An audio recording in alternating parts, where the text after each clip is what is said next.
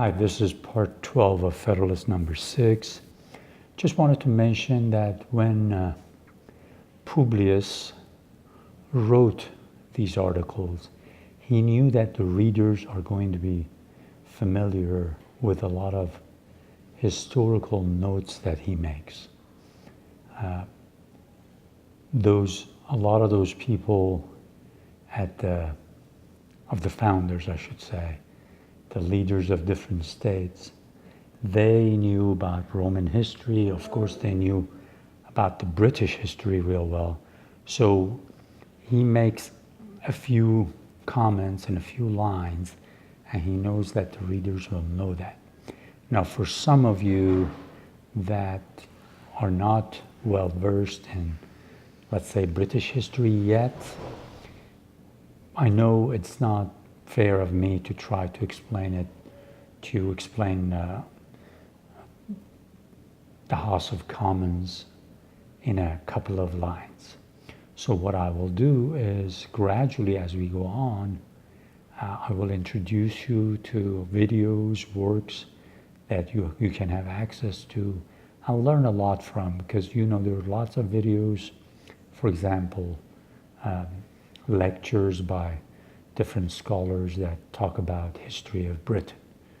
So you can easily watch those, and with 10, 12 videos, you'll get a good idea of what dynasties ruled in England, and have just a general idea about their form of government, how it's evolved to where it is. So hang in there with me. I will help you with those resources gradually. So I'm going to continue reading Federalist number 6. We are towards the end. I'm going to have to look at my tablet. Let the point of extreme depression to which our national dignity and credit have sunk, let the inconveniences felt everywhere from a lax and ill administration of government, let the revolt of a part of the state of North Carolina, late menacing disturbances in Pennsylvania, and the actual insurrection and rebellions in Massachusetts declare. Remember, we talked about the Shays' rebellion in Massachusetts. There were also small rebellions in North Carolina and Pennsylvania. So he's saying that these state governments have been having problems lately because of the problems with their constitution, because they have not done a good job helping their citizens with taxes, issues of tax, because state governments have given people easy credit when they shouldn't have, because all of these are going to create problems for us. And the people who say we don't need this new constitution are not telling you the truth, because the way things go, we're going to see issues in every state, we're going to have problems in every state, and before you know it, somebody will show up, some strong man or some ambitious man or group of men will come up and say, all our problems are caused by the people, the leaders of the other state. So we should go to war with them. So Hamilton is saying, beware. You already have problems. It is easy to set fire to this dry land. Remember in one of the paragraphs he said, sometimes a bad idea spreads like wildfire. He gave an example of what the British did when some of the British soldiers were mistreated, or some of the British people that were settlers in an area where it was controlled by Spanish. What happened? So Hamilton, he says, beware.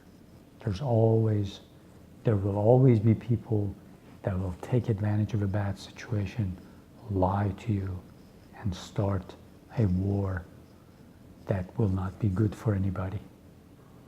So far is the general sense of mankind from corresponding with the tenets of those who endeavor to lull sleep our apprehensions of discord and hostility between the states, in the event of disunion, that it has, from long observation of the progress of society, become a sort of axiom in politics, that vicinity or nearness of situation constitutes nations' natural enemies. In other words, when you share a border or when you're really close to each other, as far as geography goes, that's proximity. He says it'll naturally cause us to doubt each other, to distrust each other. So he says, don't be fooled that this is not going to happen to us American states if we don't unite.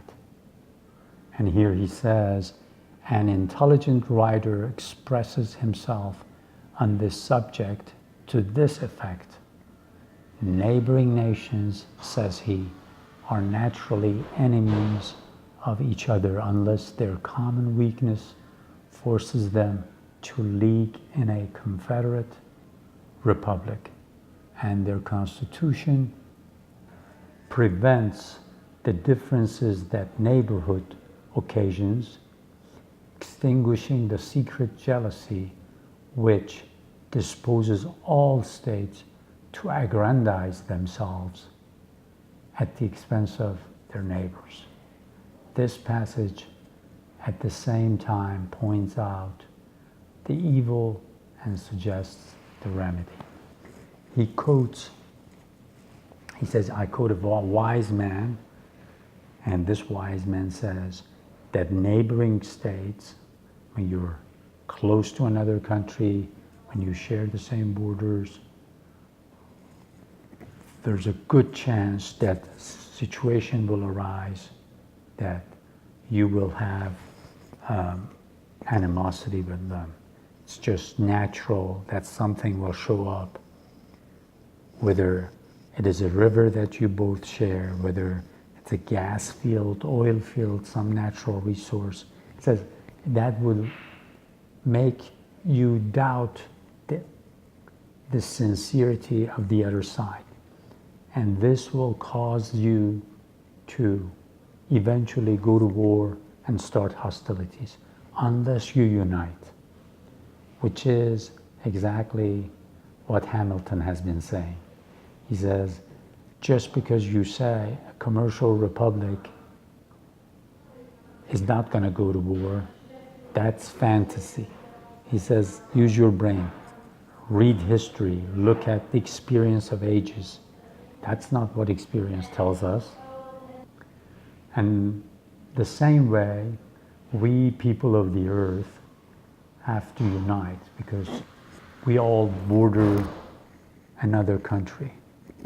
And it's real easy to find small issues that can flare up like fire, like wildfire, and become big issues unless we unite. I will try to refer you to other videos that I think have been beneficial to me. I've learned a lot about history of other parts of the world. If I hadn't had a chance to study their history, in books, multiple books, you can find some good videos, some educational videos, and it'll give you a good picture of kind of the development of a society, of a particular country, and make you more knowledgeable. Because obviously we don't have time to learn the history of every country in detail, but we can find good documentaries that explain important aspects of different societies, different cultures, and make ourselves familiar with it. And hopefully in the long run, it will make us wiser to the point that we'll become wise enough to realize that uniting is much better than being divided and always distrusting the other side. We have so much potential as human beings. Unfortunately, we have it all tied down to things that go towards warfare and war making, and not good for us.